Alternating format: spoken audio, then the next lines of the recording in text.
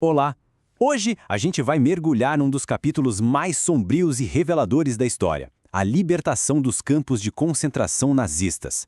É uma jornada que nos leva ao coração do horror, ao momento que chocou o mundo e mudou para sempre o que a gente entendia sobre a crueldade humana. E para começar, nada melhor que a voz de quem esteve lá. Dallas Payton, um soldado americano, fala de um trauma tão absurdo que a própria mente dele tentava apagar. As palavras dele são um lembrete poderoso de que antes de qualquer fato ou número, essa é uma história sobre pessoas. Então, vamos para o cenário. Fim da Segunda Guerra Mundial. As tropas aliadas estão avançando pela Europa. Mal sabiam elas que estavam prestes a tropeçar num sistema de horror em escala industrial, algo que o regime nazista tentou esconder até o último segundo. Essa onda de libertação não aconteceu de uma vez só. Claro, começou lá no leste, com os soviéticos chegando em Majdanek em julho de 44. Depois, em janeiro de 45, eles entram no infame complexo de Auschwitz.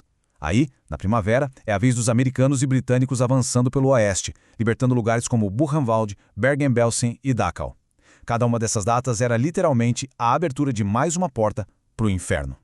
E olha, essa libertação não foi um momento de festa, de vitória. Foi, na verdade, um mergulho num pesadelo. O que os soldados encontraram ali dentro era algo que desafiava a imaginação, desafiava as palavras. O mundo estava prestes a ver a verdade, nua e crua. E foi essa imagem, entre outras, que levou o horror para dentro da casa das pessoas.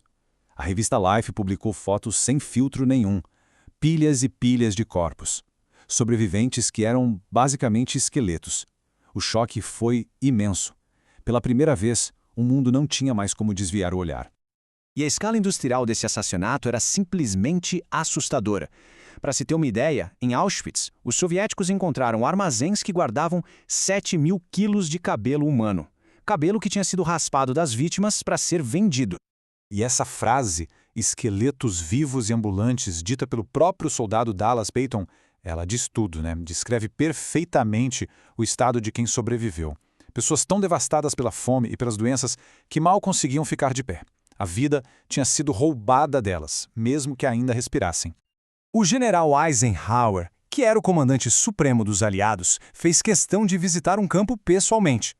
Ele ordenou que fotógrafos e jornalistas registrassem tudo, e as palavras dele soam quase como uma profecia. Ele sabia que a verdade era tão horrível que um dia alguém tentaria dizer que era mentira, que era propaganda. O testemunho era a arma contra o esquecimento. Bom, a libertação acabou com o cativeiro, mas não acabou com o sofrimento. Para os sobreviventes, a liberdade era só o começo de uma outra jornada, uma jornada muito dolorosa. O mundo que eles conheciam simplesmente não existia mais. E é exatamente essa a pergunta que nos leva para a próxima parte da história. Abrir os portões foi só o primeiro passo. O que acontece quando o pesadelo termina, mas as feridas, as cicatrizes, continuam abertas? Pois é, a liberdade trouxe uma crise imediata. Em Bergen-Belsen, por exemplo, milhares morreram de tifo depois que os britânicos chegaram.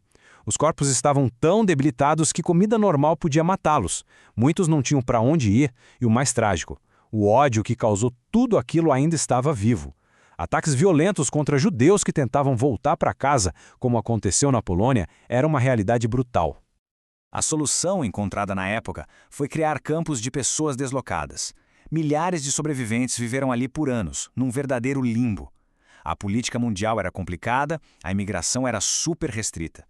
A história do navio Exodus 1947, que levava 4.500 sobreviventes e foi barrado na Palestina, é um símbolo dessa luta desesperada por um lugar no mundo.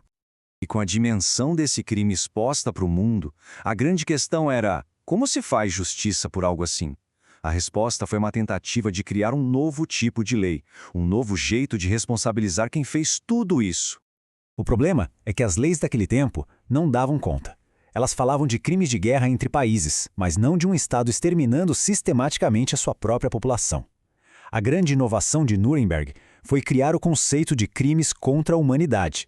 Foi a primeira vez que a lei internacional disse: olha, isso não é um assunto interno de um país, isso é um crime contra todos nós. Bom, o principal julgamento em Nuremberg levou 22 dos maiores líderes nazistas ao banco dos réus. Os resultados foram variados. 12 foram condenados à morte, outros pegaram prisão e 3 acabaram absolvidos. A justiça foi feita, mas não foi completa. Exato. Hitler e outros líderes se mataram antes de serem capturados. E muitos outros conseguiram fugir, se esconderam pelo mundo. A caça a esses nazistas, como a famosa captura do Adolf Eichmann na Argentina, durou décadas.